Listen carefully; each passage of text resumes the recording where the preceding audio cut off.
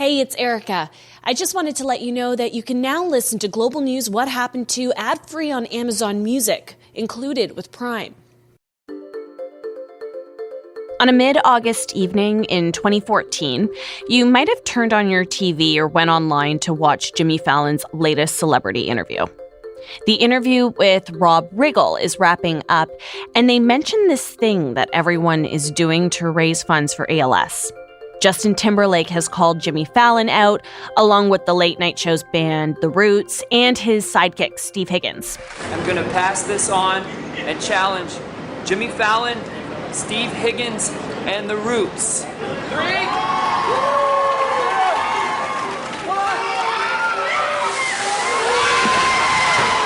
You have 24 hours to respond. So they did.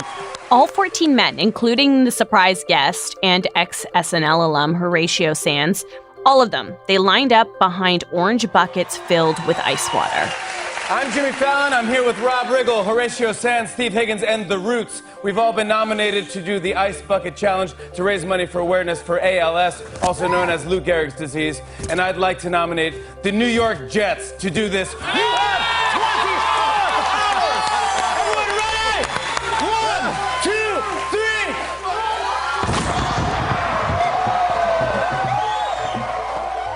That video would go on to garner over 4 million views on YouTube. And as more people joined in on the viral campaign, a devastating and incurable disease was thrust into the spotlight. Social media feeds flooded with people pouring ice-cold water over their heads and then calling on friends, family, and coworkers to do the same. And also to donate. After all the bodies dried, did you ever wonder how much money was raised? And what did it accomplish? I'm Erica Vella, a reporter with Global News, and today we're taking on the dare to find out whatever happened to the ALS Ice Bucket Challenge.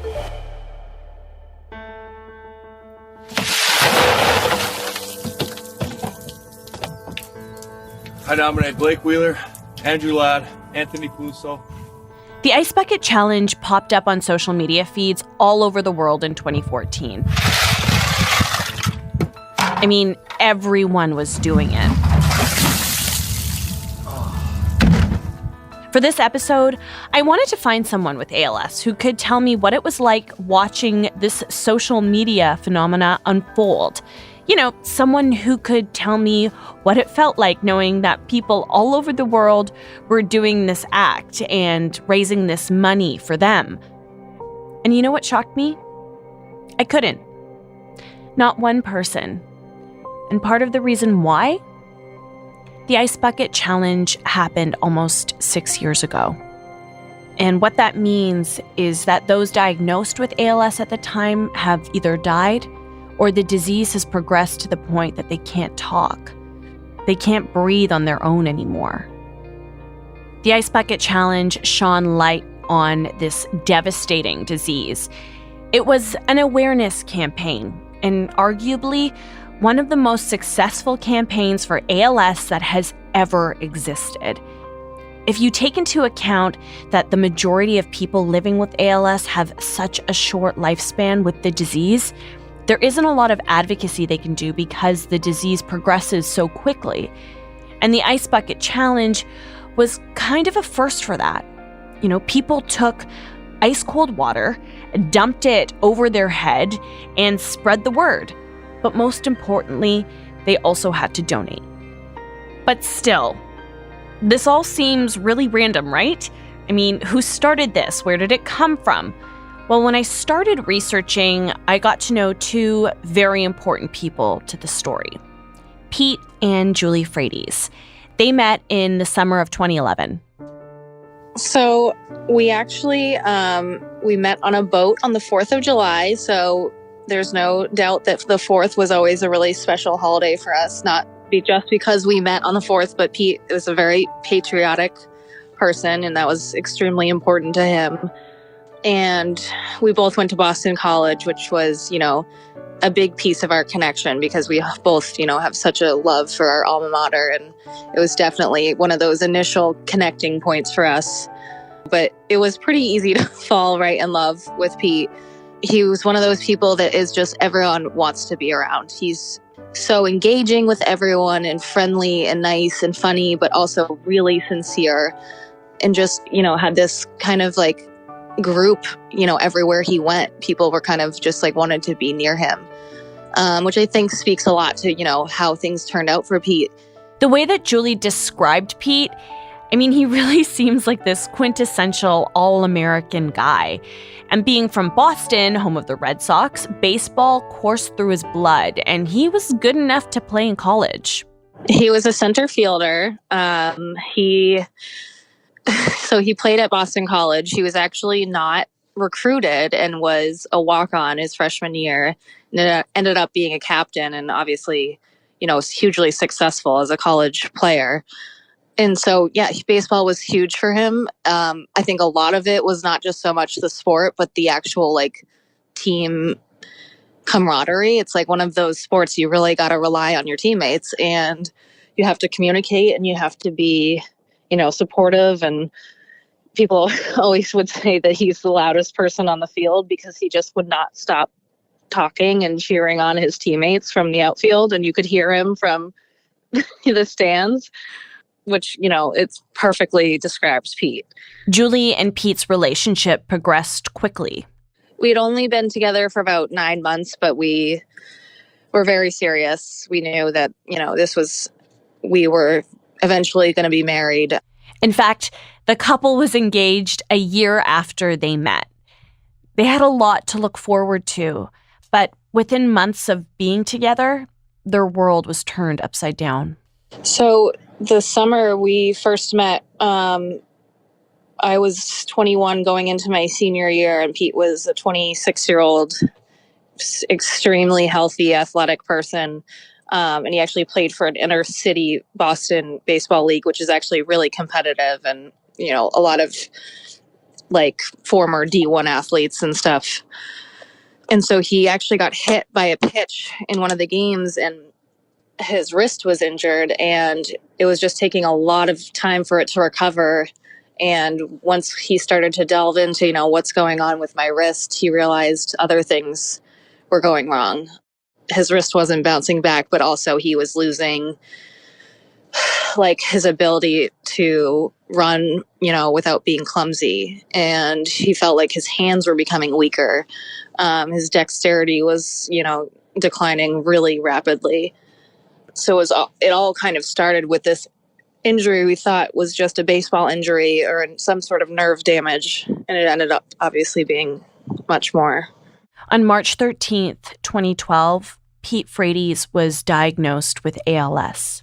Pete was pretty aware of what he was going to be told, but none of us, Pete's family or I, really had.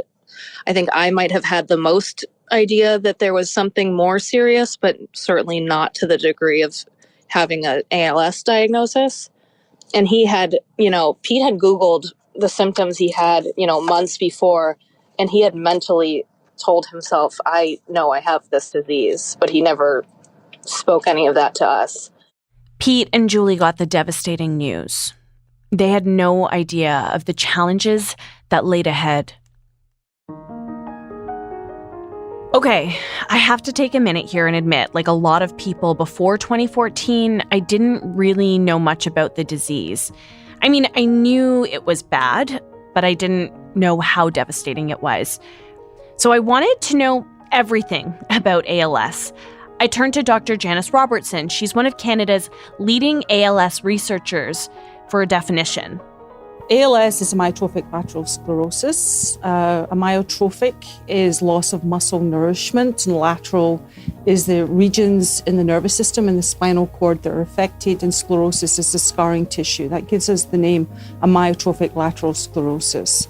As Jimmy Fallon mentioned in his video, the disease is known by another name, Lou Gehrig's disease.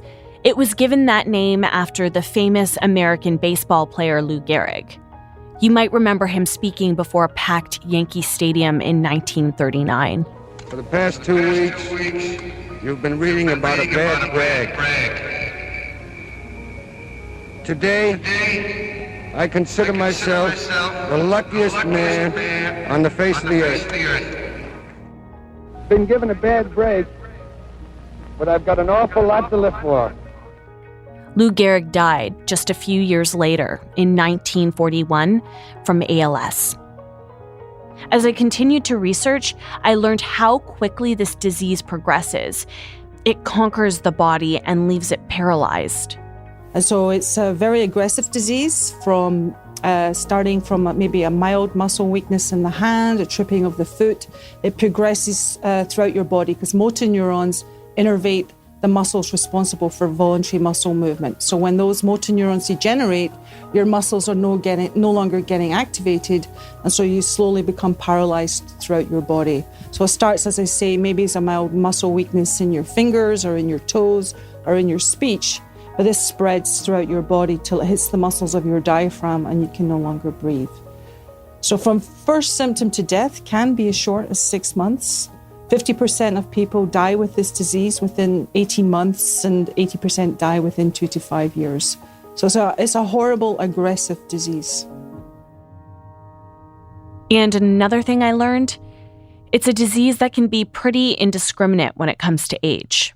Typically, the average age is about 55 years, but there's young people who get this disease, of 18-year-old, 19-year-olds who get this disease. And you kind of had this feeling that these people are living with this disease in isolation and nobody really knew that they had it. And they have it for such a short period of time because they die so quickly, is that they're kind of being left on their own. Nobody really cares. She's been researching ALS for 25 years, and before the Ice Bucket Challenge, she often encountered confused looks when she talked about her research.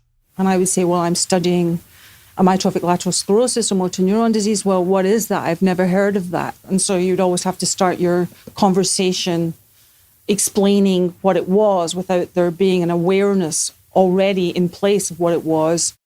That all changed in 2014. I thought it was fantastic. I thought it was amazing. I thought about all those people who've been living with this disease, dealing with it without people really knowing what it was. Finally, they're seen and people have a better understanding of what they're going through.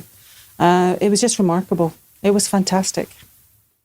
When I'm, just going about my daily life, when people ask me what I do, I say I work on ALS. And then they say, well, what's ALS? I said, do you remember the Ice Bucket Challenge? And they go, oh, right. They need to be able to make that connection for sure as to the Ice Bucket Challenge is this disease. And so that provides an automatic link for them to connect it all together as to, what ALS is. ALS is a neurodegenerative disease like Alzheimer's or Parkinson's. I asked Dr. Robertson what she was trying to learn about the disease. What was interesting was the selective vulnerability of the disease. Why does ALS affect one part of the brain and not another part of the brain? And so what is it about motor neurons that make them particularly vulnerable to ALS? So this is something that my research has progressed through to trying to understand, is what is it that makes motor neurons vulnerable in ALS? And if we can understand that, then we can develop some kind of therapeutic measures and ultimately, a cure for this disease. There's something Dr. Robertson said to me that I think is an important piece of information you should know about ALS. She explained to me most of the people diagnosed don't have a clear familial link to the disease. It kind of just pops up out of nowhere without warning. But the vast majority of cases are sporadic, meaning we don't know what caused the disease. There's no family history of the disease. Some person has spontaneously developed ALS and we don't know why. In fact, only 5 to 10% of ALS cases have a clear family history. And even in those cases, it's still really hard to understand. I want to get back to the Frates family. When Pete was diagnosed, he was only 27 years old at the time. He had his whole life in front of him, But now, instead of having conversations around how many kids he was going to have with Julie, the names of their children, coaching baseball and growing old together, they were going to be thinking about doctor's appointments, wheelchairs, retrofitting their home and vehicles. They would have to think about ventilators, hospital care. They'd have to think about end-of-life care. These are just some of the thoughts that would swirl through their minds on the days that followed. But things were not what you expected on the day that Pete was diagnosed. We that night all sat down for dinner, his parents, Pete and I, his sister and his brother, and, we're all like just pale in the face. And I think none of us could even talk. And he sat us down and he was like, we're not going to do this. We're not going to just be sad. We're going to do something about this. And he was like, this is what I meant to do. I'm supposed to make this, this is going to be my disease. And we're going to do something to change it. And I think we were all in that moment like, is he serious? Like, can we just have a minute to grieve this life that we thought we were going to have? But he didn't want us to have a minute. He was like, tomorrow we're going to get on this, figure out who's a big game player and who we need to be with in order to change this game. And he was adamant about that. Okay, so right now you might be wondering how the Ice Bucket Challenge started. Well, it began in 2014 with pro golfer Chris Kennedy. He was nominated by his coach to pour ice cold water on his head for a local charity. Kennedy recorded the challenge and posted it on YouTube. All right, I've been officially called out by John Bullis in the Ice Bucket Challenge. In return, I'm calling out Jeanette Sinertia, Matt Dodson, and Kevin Allen. You have 24 hours to respond, or you're going to donate $100 to the ALS Foundation. Here we go.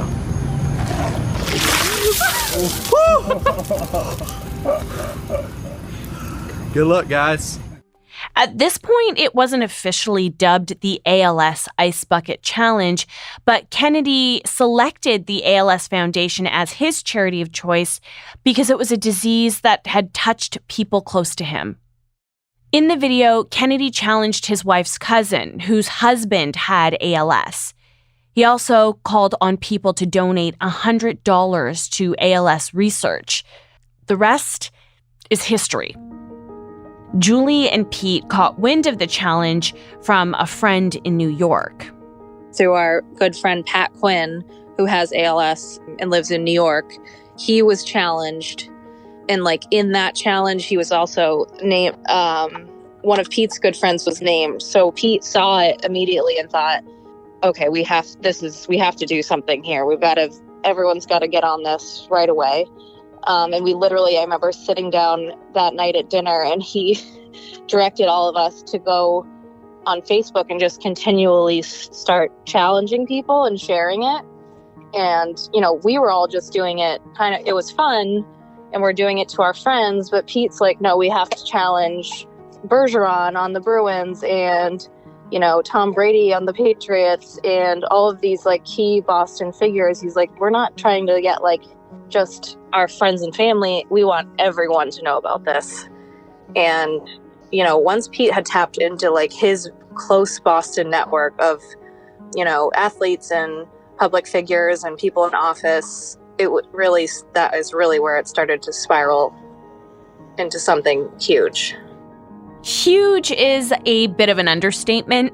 By tapping into his network in Boston, the campaign went viral.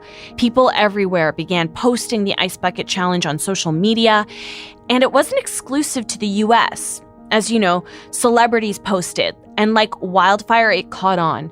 People all over the world began to post. For Pete and Julie and the Frates family, the viral success of the campaign was unbelievable.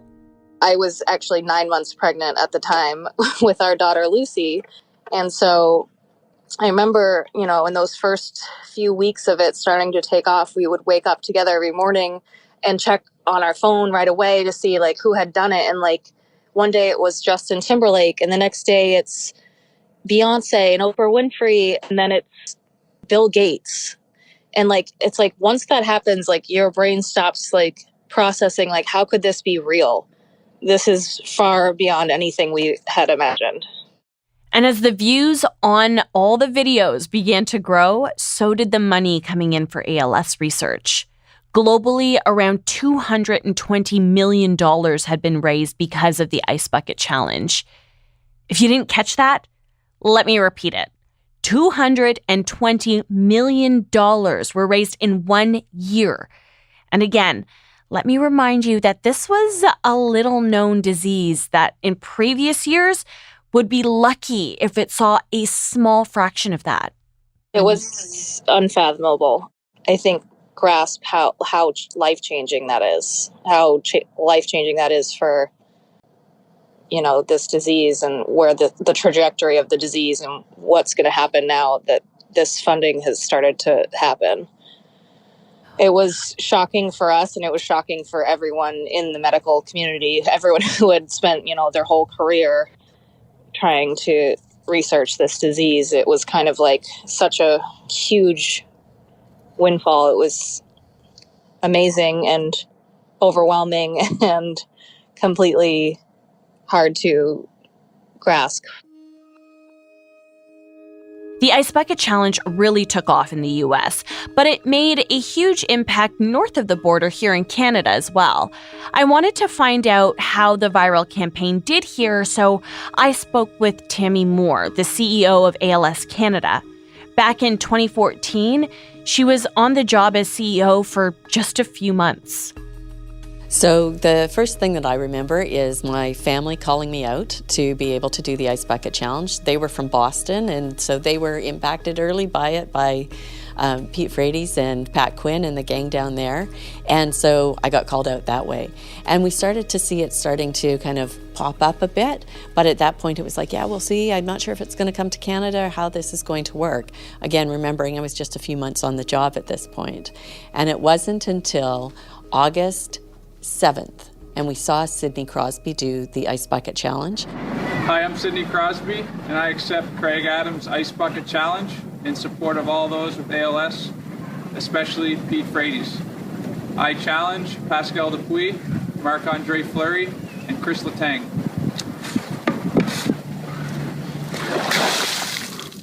I was actually out west at the time. I had just been meeting with with one of the members from the finance committee to talk about the budget asks that we had into the federal government. And I'd gone back home to my family's place in Cranbrook. And there it was on August 8th, Friday. And it had just been crazy at the office, so I was back and forth with everybody on the phone at the office. And then it was like, okay, Sidney Crosby has done this. I think it's going to hit.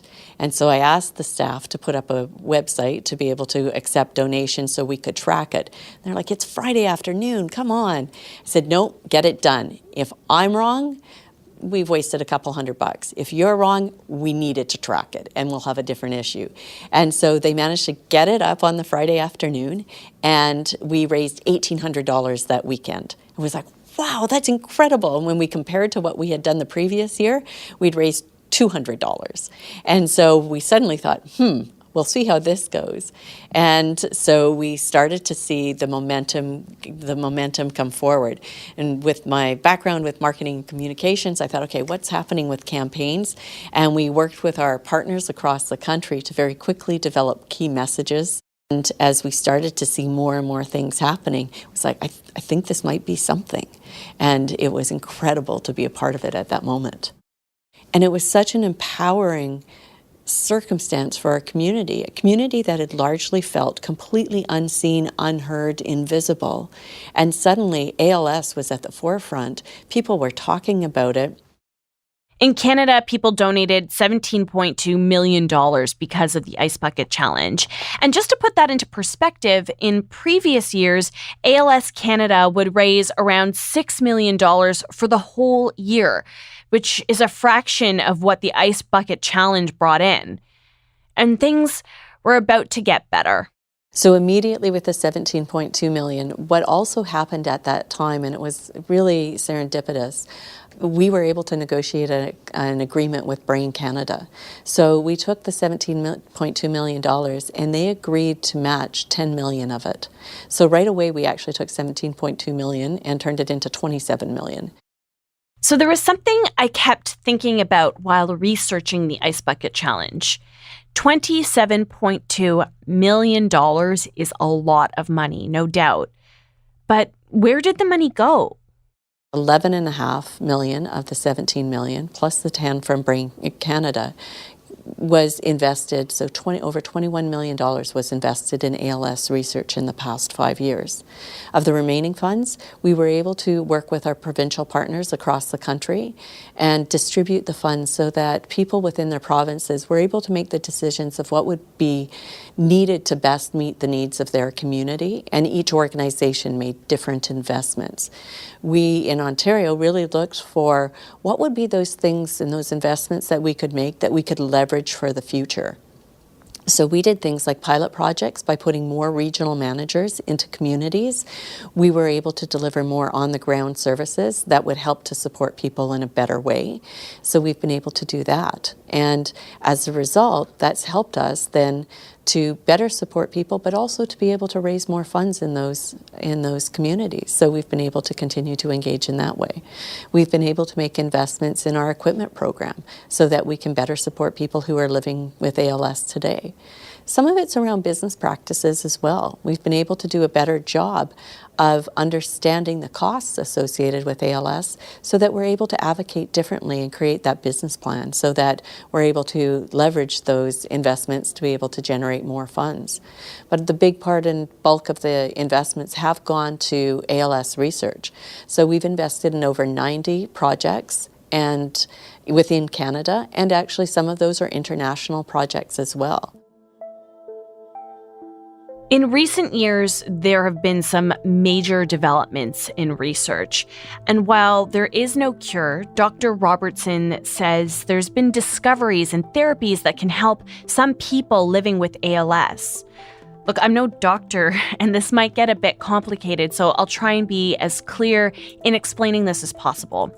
As I mentioned earlier, we know that some cases of ALS have a clear genetic link. So a grandmother might be diagnosed with the disease, and in the next generation, maybe one of her children might get it as well. When it comes to the genetic cases of ALS, Dr. Robertson says there is one form of the disease that is caused by a mutation of a certain gene. It's called superoxide dismutase 1. It also goes by the name SOD1. And what happens is this gene mutates, causing ALS. We have to remember this only happens in some of the genetic cases of ALS.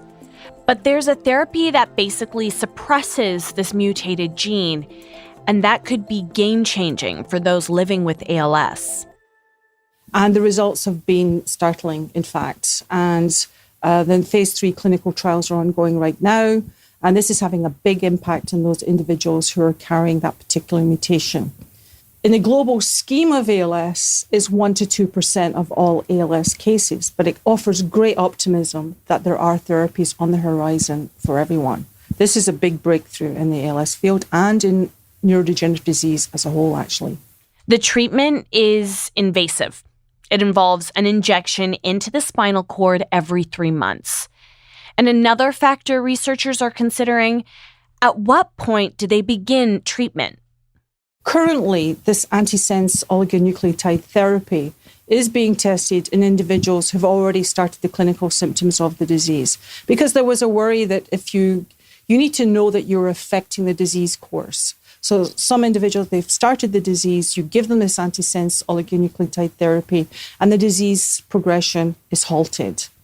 Now, the question is, if you want to start giving that therapy to someone before the disease has started, you're not sure at what age that therapy should be given because it's an invasive procedure.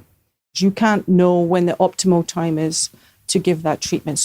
But this is being tested right now. Clinics around the world are considering those questions. And what we really need are a way of assessing that someone is in the very earliest stages of the disease that we can measure before there's any obvious clinical symptoms of the disease. And that would be measuring something in your blood, for example, some kind of biomarker. Dr. Robertson says that before this SOD1 suppressant, advancements in treatments was limited. There was one therapy for a number of years, which was Rolutec, or Riluzole. And that extended life by only a matter of months in some individuals. And so really not satisfactory. And then recently there's been this new antioxidant therapy called Radicava, which apparently can extend progression by a limited amount in the early stages of the disease anyway. And so that was it. I mean, basically, if you were diagnosed with ALS, it's a death sentence. And so I think now, with this antisense oligonucleotide, it offers hope for everyone.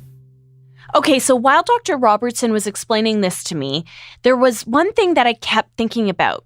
Maybe you are too. This therapy for SOD1 is huge. But I couldn't help but think, what was the Ice Bucket Challenge's role in finding this therapy? The money that came in from the Ice Bucket Challenge was directed into that program. This was in the United States. They had millions of dollars that went right into that program, and look, now we have a treatment for ALS, a real treatment for ALS that we didn't think would be possible. So yeah, the Ice Bucket Challenge has been fundamental in changing the potential and also right on the ground of therapies for this disease. It's changed everything. Absolutely changed everything. It's been 6 years since the Ice Bucket Challenge took over our social media feeds. And since 2014, donations haven't been the same. No. So the Ice Bucket Challenge was truly an anomaly. It was lightning in a jar.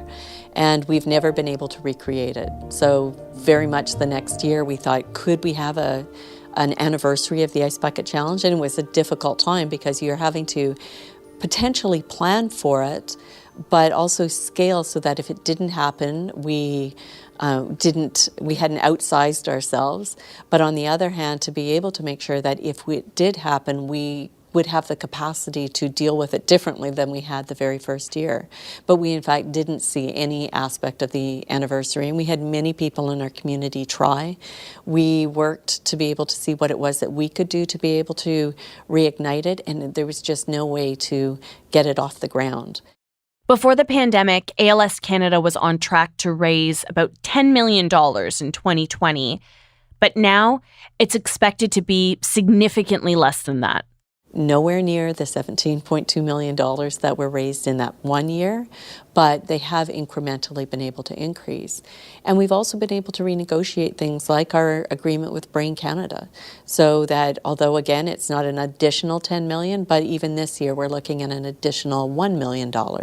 Again, not anywhere near the need for this complex disease, but it's more than we had prior to the Ice Bucket Challenge as well. Pete, Julie, and the Frates family watched in awe as the ALS Ice Bucket Challenge took off in 2014. And while it was definitely something to be celebrated, the family was still forced to watch the toll the disease took on Pete's body. He lost the ability to speak that summer. So only using a computer to communicate, he typed with his eyes. He had no function in his hands. But there was one day in 2014 that Julie says she will never forget. And it involved Pete, his love of baseball, and you guessed it, the Ice Bucket Challenge. As Julie explains, early on, Pete had made the decision not to do the Ice Bucket Challenge himself. For someone who's paralyzed but has all feeling, dumping cold water over your head is kind of torture. So he wasn't going to do it. And I remember probably 2 weeks into it, when things started to really go crazy, he looked at me, and he was at this point typing on the computer, and he said, I have to do the Ice Bucket Challenge, and I have to do it at Fenway. And I was like, of course you do. You have to do it at Fenway, and you have to do it's like you couldn't just do it in our backyard. He had to do it bigger and better and in front of a crowd, which is just so him. But that was extremely, memorable for me, just because I obviously, as his wife, was just thinking about his health and well-being. I'm like, you really shouldn't do that. Let's just do fake ice cubes or something. But he was so dead set, and he made this amazing day happen. And we have all these incredible pictures of Pete in front of the green monster on the field at Fenway Park doing the Ice Bucket Challenge. And, that's that day I will never forget. By the end of the summer in 2014, almost everyone had at least heard of the ALS Ice Bucket Challenge. But Julie and Pete had another reason to celebrate: their new baby girl. Yes, Lucy was born in August 31st, so we always call her the exclamation point, to that Ice Bucket Challenge month.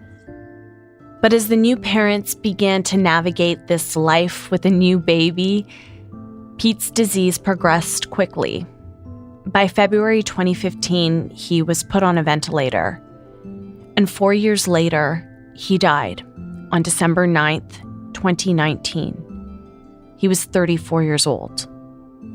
Just the companionship, I think, obviously, for my daughter, just having her dad. Yeah, that's just being with him and seeing him it's so hard. I don't think I'll ever get used to it. To get a better sense of what it was like to personally get diagnosed like Pete, I wanted to speak with someone living with ALS today, someone who could explain to me how life has changed and try and give me some sort of understanding about what it feels like. I met Margot Algie at her Toronto home. She was diagnosed with ALS in 2015. She can still stand and uses a walker to get around, but some days are better than others. It's a frustrating daily battle.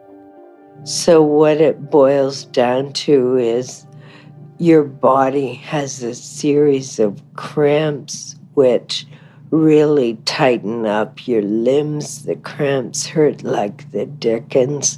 Your brain signals, even though you say bend leg or lift arm, they're just cut off. So basically, you'll end up with not being able to walk anymore, not being able to use your arms to scratch your nose or lift something out of the cupboard.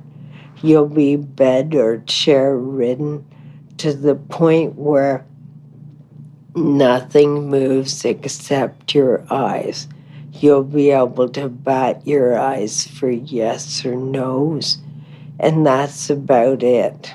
You might have breathing apparatus, but basically everything's gonna stop moving. I've never been one to be a wimp, but once in a while these days, I do have oops, it's terrifying to think about, especially with my voice slowing down so much. And I can no longer sing, but I thank my lucky stars I can still speak. But sooner or later, that's going to go away.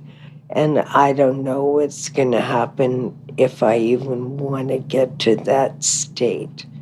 It's, that's why we don't dwell on it day to day. And I'm glad I'm on a slow progression, because hopefully that's years away. ALS is something she's had to deal with every day. She thinks about the disease. She sees the changes in her body. But there are times where it takes her back to 2014. For a brief moment, one summer, people all around the world were also thinking about ALS, and they were motivated to make a change. I think that we really need to harness and hold on to and keep it growing and moving. It's such a devastating disease. There's so much money that's needed for research, and the Ice Bucket Challenge certainly helped to kickstart that. but we need that funding coming in again and again and again. And I wish the Ice Bucket Challenge were big every year, but I guess people only want to get soaked with bloody cold water once in a lifetime. So we can't ask them to do it again. So we look to other ways to fundraise. And my gosh, I wish I could win a lottery and give it all to ALS research. They're so close. The Ice Bucket Challenge started so many research programs, all of which take time, of course, and I don't think anything in my lifetime is going to come along, but I sure wish I could help to solve the problem through clinical studies so that in years to come there will be something that can stop or halt the disease. December 9th, 2020 marks 1 year since Pete's passing. And you may have seen this on the news recently, but just a few weeks ago, Pat Quinn, Pete's friend and the co-creator of the Ice Bucket Challenge, well, he also passed away from complications associated with ALS. He was 37 years old. In Julie's house, hardly a moment goes by where Pete's name isn't mentioned. Julie is committed to keeping his memory alive through their daughter, Lucy. She knows he's famous. She always tells me. But they had an incredible bond. You know, this is not unlike any other child that would lose their father who was able-bodied. So she's learning to live with this new normal, but it's obviously challenging. She's 5, so she asks a lot of great questions.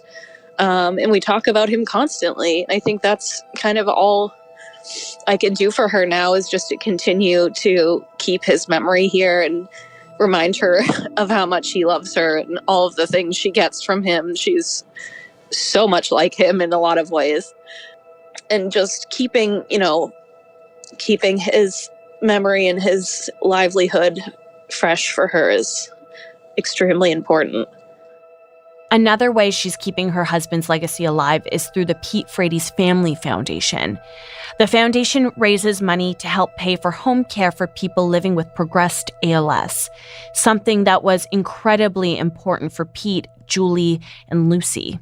And our goal is to help more patients stay at home and help pay for the home health care that, it's required to have. And that's our main focus, I think, is giving families, this at least somewhat of a piece of help when they're given this, life-changing. I always tell people, like, ALS was life-changing, but living with a ventilator was a complete out-of-body experience. You don't have any clue what's coming. And we just want to be able to give people the opportunity to make that choice without having the financial burden be such a, main deciding factor. Hearing this made me stop for a second. I mean, here in Canada, there are ways to subsidize essential items like ventilators, and there are ways for people to get in-home care. Look, it's certainly not a perfect system, and it varies from province to province, but there are options. This might seem obvious, but I had to take a second to step back and realize that's not the case for other parts of the world, like the US. I asked Julie about this because I was curious. I mean, in-home care must have been an issue incredibly important to the Frates family if they decided to create a foundation in Pete's honor for that exact situation. Well, I mean, the reality is only 5% of people choose to be put on a ventilator because you're told very point blankly that if you choose to do that, the financial burden will be extreme. It's black and white, and the doctors are very upfront about it. And they, we were asked hundreds of times over the first 3.5 years if we were sure that was our decision because of what it all entails. It's not just the person that's going to have to live on a ventilator. It's so much more than that. I want to take a moment here. Julie said the reality is that only 5% of people choose to be put on a ventilator because of the extreme financial burden. But for the Frates family, there was no other option. As a family, we've kind of taken on this cause of in-home healthcare because there is no, in the United States, if you wanted to have in-home healthcare, it's, you pay privately for that. And it's astounding costs. It's, hundreds of thousands of dollars a year, if not.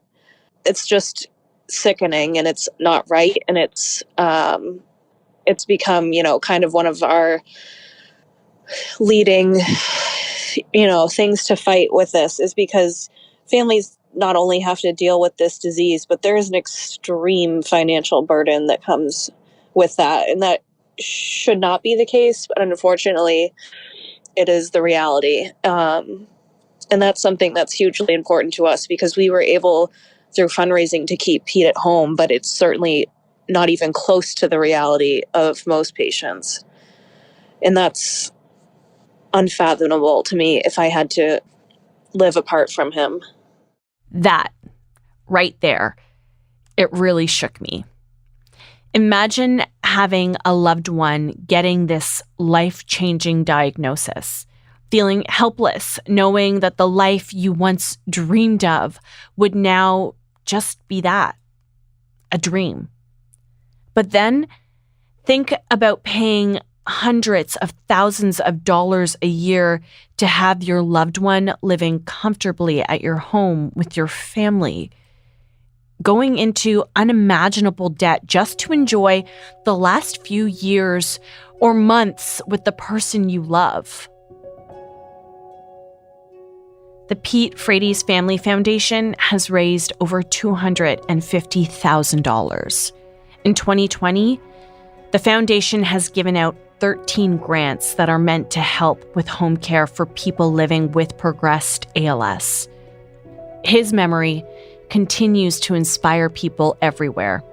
I mean, I think Pete set a really great example to a lot of patients dealing with this, that we have to be vocal about this disease, because it is so easy to want to hide. It's really easy to just want to give up. And I think his legacy is, I've seen so many patients, and they've reached out to Pete when he was alive, and us still now, that say what an inspiration it is to them to be able to Google this disease and see someone who's worked so hard. The Ice Bucket Challenge brought light to this dark disease.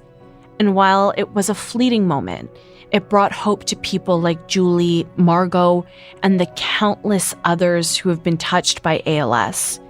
It sparked profound change in treatment like nothing else did before.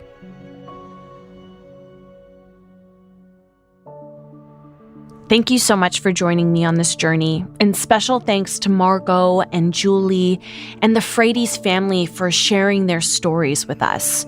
Whatever Happened To is written and produced by me, Erica Vela, with producer Dila Velasquez.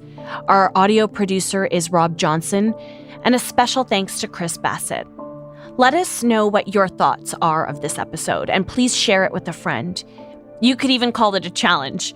It will help us grow the show and bring you more incredible stories. You can also help us out by giving us a 5-star review on Apple Podcasts or wherever you listen. You can also reach out to me personally. We're always looking for stories, so if there's a news story you want us to revisit, you can reach me on Twitter at Erica Vela or email me at erica.vela@globalnews.ca. Thanks so much for listening. We'll see you next time on Whatever Happened To.